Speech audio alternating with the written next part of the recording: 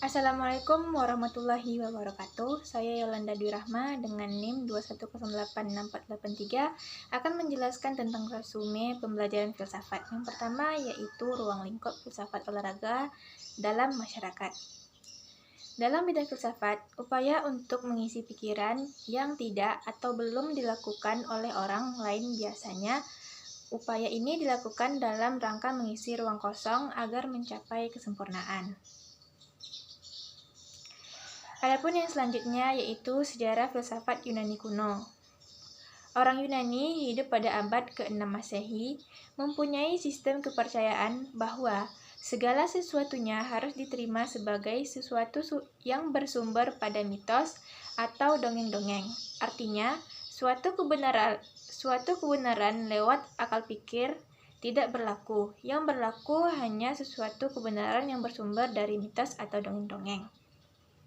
Adapun di bab selanjutnya yaitu ontologi, epistemologi, dan aksiologi. Yang pertama yaitu ontologi. Ontologi berasal dari kata ontos yang artinya berada atau yang ada. Menurut istilah ontologi, adalah ilmu hakikat yang menyelidiki alam nyata, bagaimana keadaan alam sebenarnya. Dengan demikian, ontologi adalah ilmu pengetahuan yang meneliti segala sesuatu yang ada.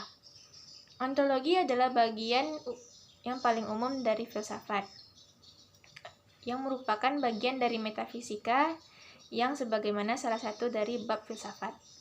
Objek telaah ontologi adalah sesuatu yang tidak berkaitan pada suatu objek tertentu. Ontologi membahas tentang yang ada secara universal, mencari inti dan memuat setiap kenyataan yang meliputi segala realitas. Selanjutnya yaitu epistemologi. Epistemologi berasal dari bahasa Yunani yang artinya pengetahuan. Jadi, epistemologi adalah ilmu yang mempelajari tentang ilmu pengetahuan. Menurut Jujun S. Sumantri, epistemologi merupakan suatu upaya dalam menjelaskan rahasia gejala-gejala alam agar tidak menjadi suatu hal yang misteri lagi. Yang selanjutnya yaitu aksiologi. Aksiologi berasal dari bahasa Yunani yang terdiri dari dua suku kata, yaitu aksio yang artinya nilai dan logos yang artinya teori. Jadi, aksiologi merupakan ilmu yang mempelajari tentang teori nilai.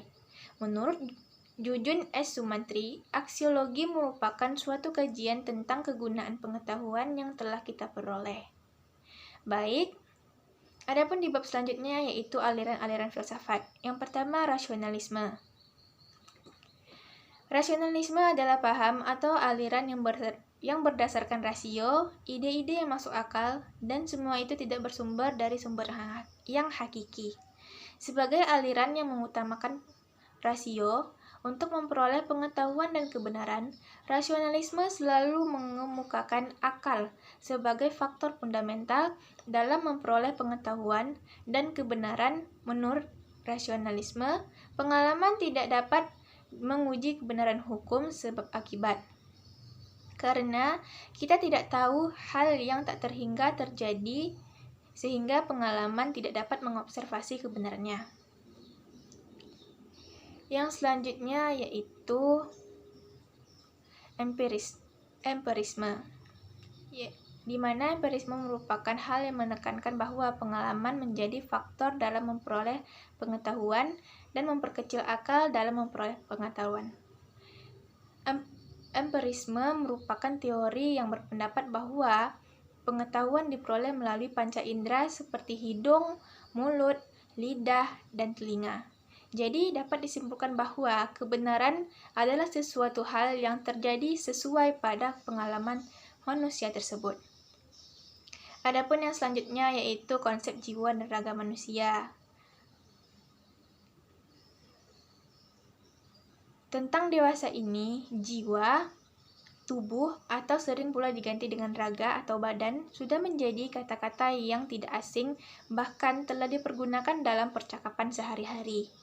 Sebagaimana kebiasaan publik, kata-kata yang telah populer akan kehilangan makna terdalamnya, apalagi itu kata-kata yang bernuansa filosofis.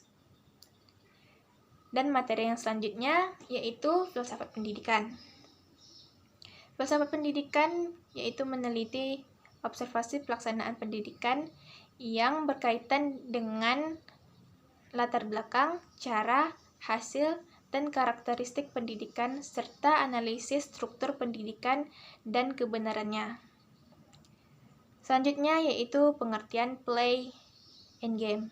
Menurut para ahli, bermain merupakan seluruh aktivitas anak termasuk bekerja, kesenangannya, dan merupakan metode bagaimana mereka mengenal dunia. Bermain tidak sekedar mengisi waktu luang, tetapi merupakan kebutuhan anak seperti layak halnya makan. Baiklah, sekian penjelasan singkat tentang materi resume filsafat. Sekian dari saya. Assalamualaikum warahmatullahi wabarakatuh.